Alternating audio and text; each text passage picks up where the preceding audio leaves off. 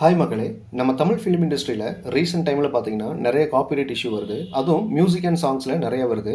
குறிப்பாக நம்ம இளையராஜா ஐயா அவரோட சாங் மேலே கையை வச்சாலே காப்பிரைட் இஷ்யூ, செட்டில்மெண்ட் இல்லைனா கோர்ட்டுனே ஒரு ஃபார்முலா வச்சிருக்காரு. ஃபர்ஸ்ட் எல்லாம் இளையராஜா ஐயானாலே அவரோட அற்புதமான சாங்ஸும் பிஜிஎம் தான் ஞாபகத்துக்கு வரும். அதுக்கு நேர் ஆப்போசிட்டாக இப்போ ஐயா பேர் கேட்டாலே காப்பிரைட்டுங்கிற வார்த்தை தான் ஞாபகத்துக்கு வருது. ரீசெண்டாக ரிலீஸ் ஆன குட் பேட் அகலி டியூடுக்கு அவர் ரொம்பவே ப்ரெஷர் கொடுத்துட்டாருன்னு தான் சொல்லணும். ஆனால் சூர்யா நடிச்சு வெளிவந்த ரெட்ரோங்கிற படத்தில் ஜானி படத்தில் வர செனோரிட்டா ஐ லவ் யூங்கிற சாங் வந்து ஃபுல்லாகவே யூஸ் பண்ணியிருப்பாங்க.